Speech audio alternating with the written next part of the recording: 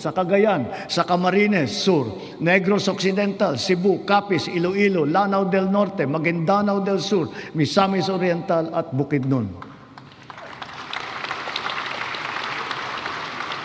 Sa kabila ng mga ginagawa nating ito, kailangan pa rin nating iwasto ang ating pamamaraan sa pagtapon ng basura. One systemic intervention is to update our 25-year-old Ecological Solid Waste Management Act, aligning it with modern waste management practices such as waste-to-energy and waste treatment technology.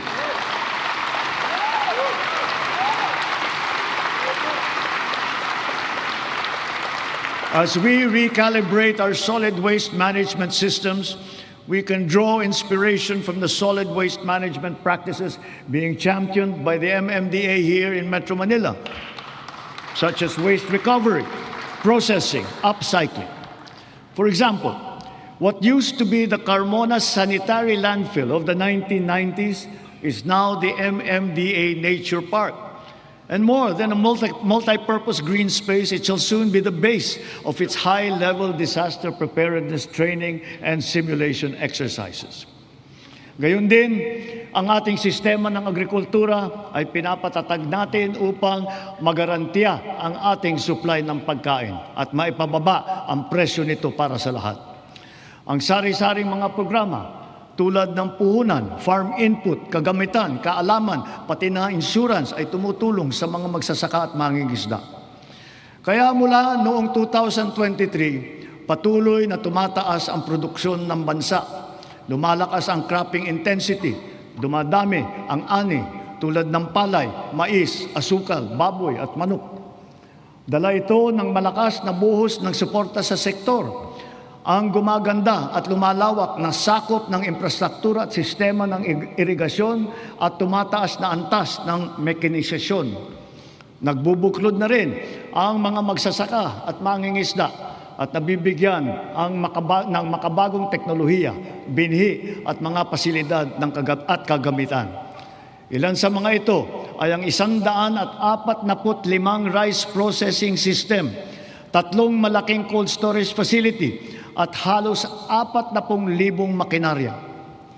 Ang mga taniman naman ng niyog ay dumadami at lumalawak din, dala ng ating programa na malawakang pagtatanim sa buong bansa.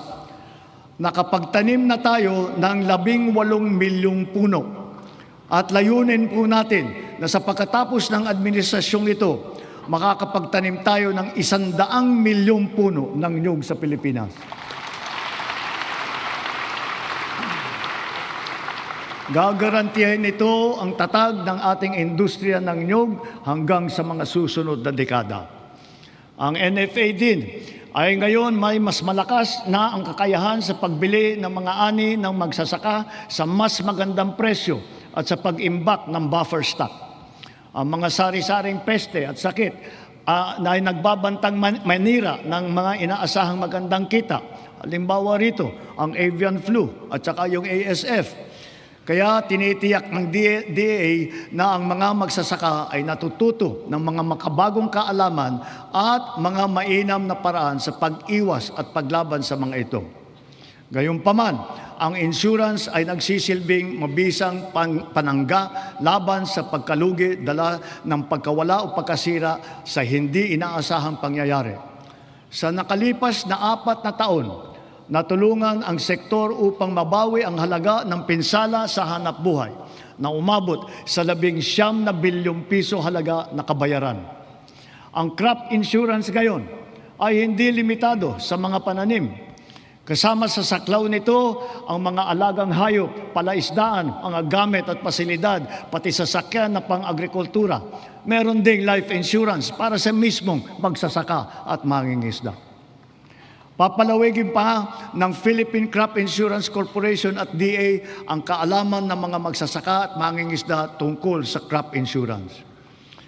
Upang makapagbigay ng kapanatagan sa isipan ng mga benepisyaryo ng agrarian reform, wala tayong tigil sa pamamahagi ng mga titulo sa lupa na ginawad sa kanila.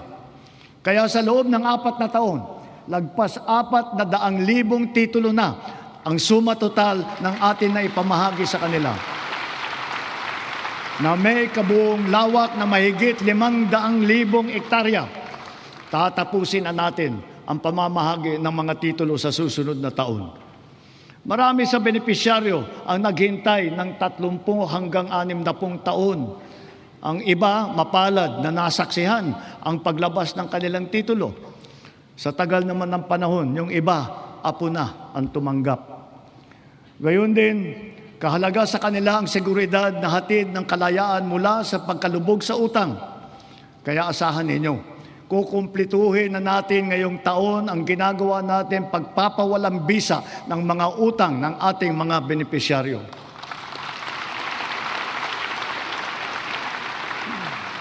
Sa kabila ng mga ito, patuloy pa rin ang suporta ng DAR sa reformang agraryo tulad ng irigasyon, mga daan, makinarya at mga pautang para sa mga benepisyaryo nito.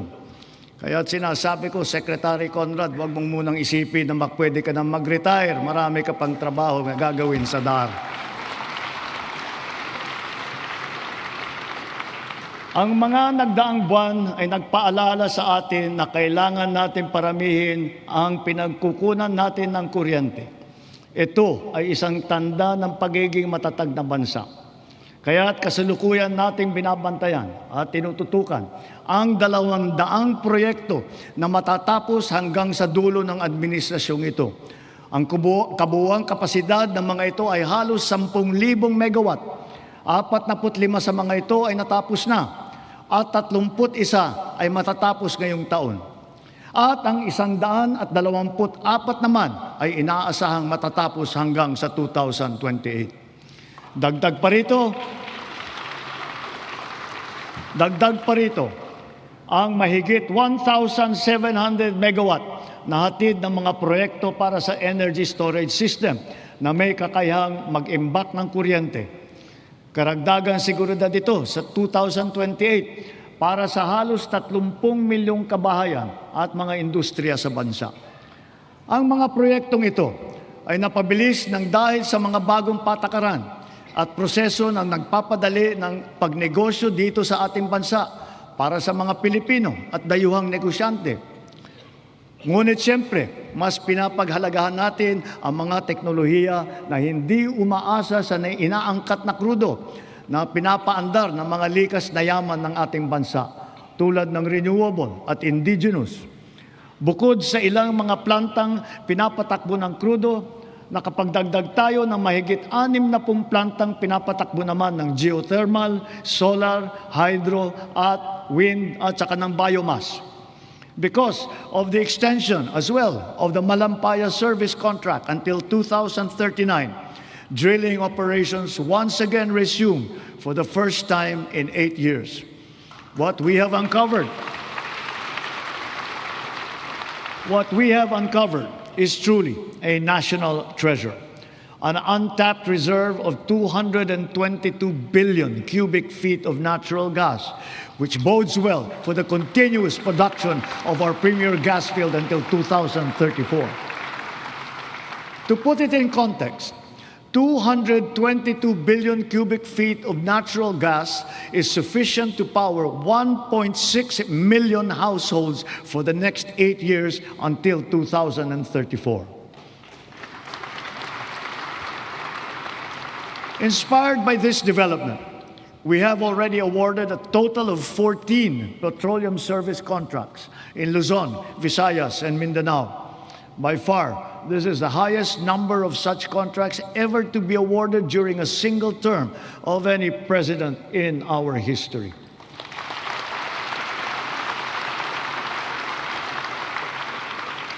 Four of the contracts that we have so far awarded are for the production of hydrogen. Hydrogen gas will serve as a backup fuel for our power plants, especially useful for our off-grid areas. It is also touted as the world's clean fuel of the future. 2 of the newly awarded petroleum service contracts are co-managed with the BARM government. This is the first time in our political history BARM is now firmly set to pursue its strategic vision of energy security and total electrification for and in the Bangsamoro region.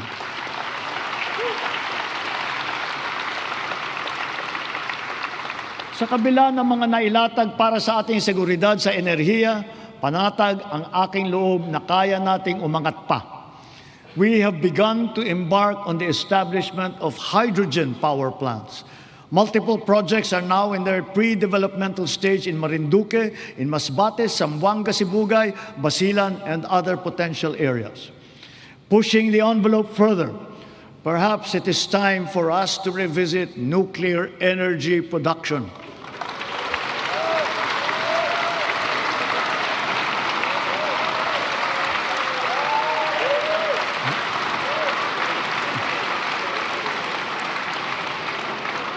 After all, we are already using nuclear energy in the fields of medicine, in agriculture, water filtration, and the upcycling of plastic.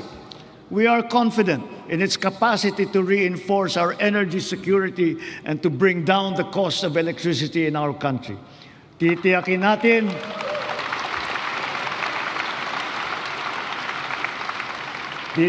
natin ito ay ligtas. Titiyakin din natin may papaliwanag na mabuti sa publiko ang magandang dulot sa atin ng enerhiyang nuklear.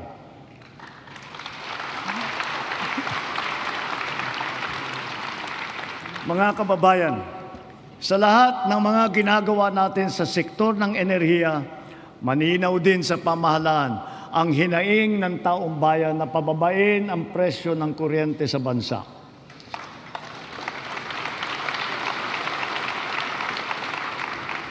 Unang-una, upang maging simple, madali at abot kaya ang pagpapakabit ng solar panel at battery storage system sa kanilang mga bahay, hinihiling ko ang tulong ng Kongreso na maipasa na ang Sariling Kuryente Act.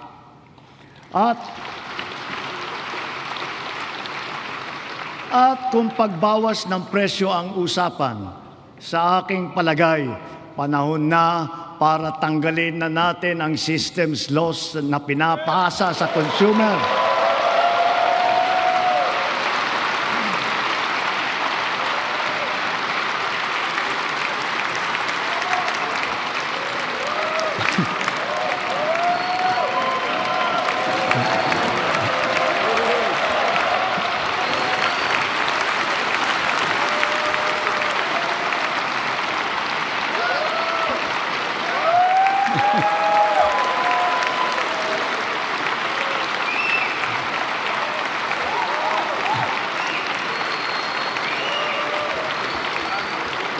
Pinapasa ito sa consumer at kinakarga sa bill na pinapatungan pa ng value-added tax. Hindi naman kasalanan ng consumer kung bakit nagkaroon ng systems loss. Kaya hindi naman tama na kailangan sila pa ang pagbabayarin dito. Therefore, we, the people, we demand for the immediate amendment of the EPIRA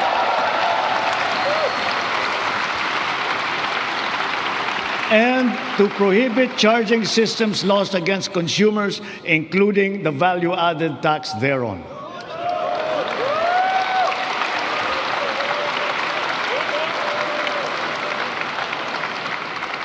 Noon nagsimula ang administrasyon, nilatag na natin agad ang pambansang pulisiya sa social protection floor na magtitiyak na may pangsalo at paglingap sa ating mamamayan, lalo na sa oras ng pangangailangan. Kaya't nariyan ang DILIP at tupad ng DOLE at AIX at Risk Resiliency Program ng DSWD para magsilbing pantawid sa anumang krisis na pinagdadaanan sa pamamagitan ng pansamantalang hanap buhay o di kaya'y tulong pinansyal. Ngunit, mas mainam pa rin ang pangmatagalang seguridad ng makukuha mula sa matatag na trabaho. Maraming trabaho ang hatid ng ating lokal na industriya na patuloy natin pinalalakas. Kasabay ng seguridad na dala ng matatag na trabaho ang SSS, GSIS at Pag-ibig Fund. nagsisilbing proteksyon para sa mga manggagawang Pilipino. Katuwang ang mga ahensyang ito, nakakaipon ang manggagawang Pinoy para sa kanyang pagtanda at sa pagretiro. Nakakatulong din ito sa panahon ng kagipitan, kalamidad o krisis sa buhay. Bukod pa riyan, daan ito upang makapagpundar para sa sariling buhay tulad ng mga abot-kayang pabahay sa ilalim ng ating 4PH program. Nariyan ang DSUD at mga ahensyang kasapi sa sistema ng pabahay upang matupad ang pinapangarap ng natahanan ng Pilipino. Katuwang ang pribadong sektor at lokal na pamahalaan.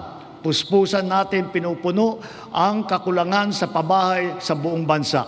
Ito ay ginagawa natin sa pamamagitan ng mga bagong komunidad, mga acquired asset ng Pag-ibig Fund, Community Mortgage Program, Resettlement, at pati na mga paupahan. Sa ating programang pabahay, higit 500,000 bahay ang ating naitayo na at napondohan. Kasama ang higit 100,000 bahay na naidagdag natin sa loob lamang ng isang taon sa ilalim ng pinalawig natin na 4PH program. Susi sa lahat ng ito ang magandang sistema ng pautang upang gawing mas abot kaya ang mga pabahay para sa mga Pilipino. Isa na rito ang Pag-ibig Fund. Ang kanyang 17 milyong miyembro ngayon ay patuloy pang dumadami. Kung kaya, ang pinupundar ng mga miyembro ay patuloy ding lumalago. Ngayon, itinaas natin sa 10 milyong piso ang limit sa pautang para sa pabahay. Halimbawa, dahil dito, ang mag-asawa na may mas kakayahang bumili ng pinapangarap nilang bahay para sa kanilang pamilya. Ngayon, halos 7 milyong OFW na ang insurance. Dahil dito, panatag tayo na ang mga OFW natin ay naaalagaan at natutulungan ng mabuti. Patuloy din na dumadami ang mga kasunduan natin sa ibang bansa para sa karagdagan oportunidad para sa hanap buhay. Napataas din natin ang minimum wage ng OFW natin na namamasukan bilang kasambahay. Para naman sa ating mga pensyonadong uniform personnel na nagsakripisyo para sa seguridad ng ating republika, itinaas natin simula ngayong taon ang nakukuha nilang pensyon at subsistence allowance.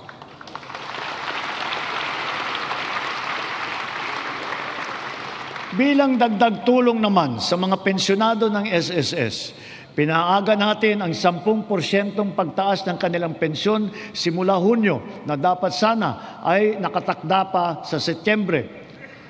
Mula nung nag-umpisa ang administrasyon, humigit kumulang 44 na milyong Pilipino na ang protektado ng SSS. Mahigit 80,000 sa kanila ay mga tsuper, mga tindero, tendera, gig worker, mga job order at contract of service at iba pang mga nasa informal na sektor. Ang mga contract of service at job order ng pamahalaan, ipinagpatuloy natin ang kanilang mga serbisyo. Naglaan pa tayo ng karagdagang sahod para sa kanilang paghulog sa SSS, Pag-ibig at PhilHealth bukod sa iba pang mga benepisyo. Misyon natin na mas marami pang Pilipino ang makakasapi sa SSS, lalo na ang informal na sektor at mga self-employed na tulad nila. Kaya nananawagan ako sa buong sambayanan. Huwag natin ipagwalang bahala ang seguridad na handog ng SSS, pati na ang Pag-ibig Fund. Tiyakin po natin na ang wasto at buwanang paghulog para sa mga ikabubuti ng ating mga kinabukasan. Maganda ring balita na dumadami sa ating mga kababayan ang kumukuha ng insurance at pre-need mula sa pribadong sektor. Mainam din itong pagpundar para sa kinabukasan. Ito ay para sa lahat ng Pilipino. Ginawa rin itong mas abot kaya dahil sa mga micro-insurance plan. Ngayon na nasa merkado, ito yung mga rehistrado at lehitimo. At mas maganda rin ang balita sa ating kabataan. Sa kanilang murang edad ay nagbubukas na ng mga account sa bangko o kaya sa digital